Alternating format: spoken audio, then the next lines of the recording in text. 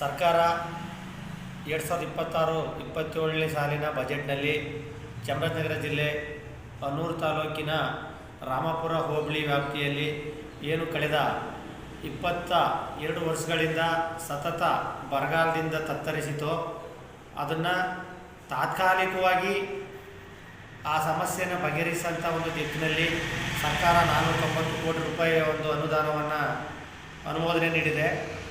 ಮೊದಲು ಈ ಅನುದಾನ ಕೇವಲ 375 ಕೋಟಿ ಮಾತ್ರ ಇತ್ತು. ಅದು ಕೇವಲ ಬರೀ ಯಾವುದೋ ಅಜ್ಜಿಪುರದ ಡ್ಯಾಮ್ ಏನು ಬರ್ತದೆ ಉಡ್ತೋರಳ್ಳ ಅದಕ್ಕಿತ್ತು. ರೈತ ಸಮುದಾಯ ಏನು ಕಳೆದ ಅಕ್ಟೋಬರ್ 27ನೇ ತಾರೀಕಿಂದ ಇಲ್ಲಿ ತನಕ 137 ದಿನ ಆಗಿದೆ.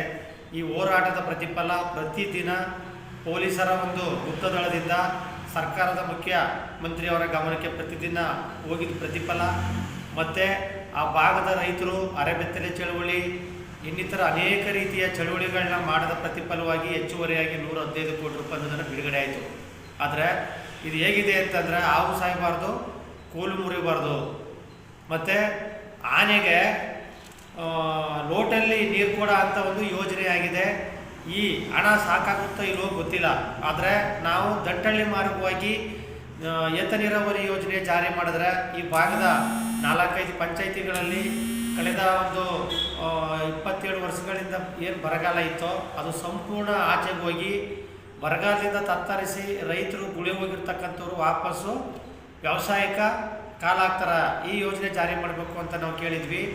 ಸರ್ಕಾರ ಕೂಡ ಆ ಕಡೆಯಿಂದ ಯೋಜನೆ ಜಾರಿ ಮಾಡಿದ್ರೆ 49 ಕೋಟಿ ರೂಪಾಯಿ ಅನುದಾನ ಬೇಕಾಯ್ತದ ಅನ್ನೋ ಅಂಥ ಒಂದು ಪಟ್ಟಿನ ಸಿದ್ಧಪಡಿಸಿತ್ತು. ಆದರೆ ಏನು ಉಡ್ತೋರಳ್ಳ ಜಲಾಶಯಕ್ಕೆ 375 ಕೋಟಿಯ ಒಂದು ಅನುದಾನ ಬೇಕು ಅಂತ ಕೇಳಿತ್ತು. ಅದ್ರ ಜೊತೆಲಿ ಹೆಚ್ಚುವರಿಯಾಗಿ 115 ಕೋಟಿ ಅನುದಾನವನ್ನು ಹೆಚ್ಚುವರಿಯಾಗಿ ಸೇರಿಸವ್ರೆ. ಅಲ್ಲಿಗೆ 49 ಕೋಟಿ ಹೆಚ್ಚೋ ಅಥವಾ 115 ಕೋಟಿ ಹೆಚ್ಚೋ ಅನ್ನೋದನ್ನು ಅವರೊಂದು ಸರಿ ಪರಿಶೀಲನೆ ಮಾಡ್ಕೋಬೇಕಾಯ್ತದೆ. ಯಾಕಂದರೆ ಈಗಾಗಲೇ ಅನುಮೋದನೆ ಸಿಕ್ಕಿರೋದ್ರಿಂದ ನಾವು ಮತ್ತೆ ಅದನ್ನು ಕೆದಕೋದು ಬೇಡ. ಈಗಾಗಲೇ ಏನು ನಾವು ಬರಪೀಡಿತ ಪ್ರದೇಶ ಅಂತೇಳಿ ಈಗಾಗಲೇ 4-5 ಪಂಚಾಯಿತಿಗಳೆಲ್ಲ ಜನ ಸೇರಿ ಕಳೆದ 137 ದಿನಗಳಿಂದ ಹೋರಾಟ ಮಾಡ್ತಾಯಿದ್ದೀವಿ. ಅಲ್ಲಿಗೆ ವಿಸ್ತೃತವಾದ ಈಗಾಗಲೇ ಅಲ್ಲಿರ್ತಕ್ಕಂಥ ಎಲ್ಲ ಕೆರೆಕಟ್ಟೆಗಳು ಮತ್ತು ಎಲ್ಲ ಹಳ್ಳ ಕೊಳ್ಳಗಳಿಗೆ ನೀರನ್ನು ಹರಿಸಬೇಕು. ಯಾಕಂತಂದರೆ ನಾವೇನು ಹೋರಾಟ ಮಾಡ್ತಾಯಿದ್ದೀವಿ ಆ ಹೋರಾಟ ಮಾಡ್ತಾ ಇರ್ತಕ್ಕಂಥ ಪಂಚಾಯಿತಿಗಳು 2 ಅರಣ್ಯ ವಲಯಕ್ಕೆ ಬರ್ತದೆ. ಒಂದು ಕಾವೇರಿ ವನ್ಯ ವಲಯ, ಮತ್ತೊಂದು ಮಲೆಮಹದೇಶ್ವರ ವನ್ಯ ವಲಯ. ಈ 2 ವನ್ಯ ವಲಯ ವ್ಯಾಪ್ತಿಯಲ್ಲಿ ಕೆರೆಕಟ್ಟೆಗಳಿರೋದ್ರಿಂದ ಮತ್ತು ಎಲ್ಲ ಪಿಕಪ್ಗಳು ಇರೋದ್ರಿಂದ ಎಲ್ಲ ಹಳ್ಳ ಕೊಳ್ಳಗಳು ಇರೋದ್ರಿಂದ ಹೆಚ್ಚಿನ ಒಂದು ನೀರನ್ನು ಇಲ್ಲಿಗೆ ಹರಿಸೋದಕ್ಕೆ ಹೆಚ್ಚು ಗಮನವನ್ನು ಹರಿಸ್ಬೇಕು ಏನೋ ಸರ್ಕಾರ ಅನ್ನೋಂಥ ಮಾತನ್ನ ಈ ಸಂದರ್ಭದಲ್ಲಿ ಹೇಳ್ತೀನಿ.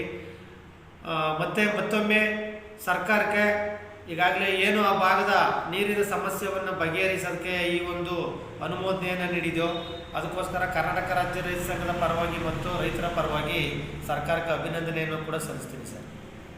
ಮತ್ತು ಇನ್ನೂ ಅನೇಕ ಕಡೆಗಳಲ್ಲಿ ಕುಡಿಯೋಕ್ಕೂ ಕೂಡ ನೀರಿಲ್ಲ, ಅಂತರ್ಜಲ ಸಂಪೂರ್ಣ ಕುಗ್ಗೋಗಿದೆ. ಹಾಗಾಗಿ ಸರ್ಕಾರ ಮತ್ತು ಜನಪ್ರತಿನಿಧಿಗಳು ಎಲ್ಲೆಲ್ಲಿ ಸಮಸ್ಯೆಗಳು ಇನ್ನೂ ಇದೆ ಅದಕ್ಕೆ ತುರ್ತಾಗಿ ಮನಸ್ಕೊಡೋ ಅಂಥ ಮತ್ತು ಕೆಲಸ ಮಾಡೋ ಅಂಥ ದಿಕ್ಕಿನಲ್ಲಿ ಯೋಚನೆ ಮಾಡಿ ಆ ಭಾಗದ ಸಂಪೂರ್ಣ ನೀರಿನ ಸಮಸ್ಯೆಯನ್ನು ನೀಗಿಸಬೇಕು ಅಂತ ಸರ್ಕಾರವನ್ನು ಒತ್ತಾಯ ಮಾಡ್ತೀನಿ.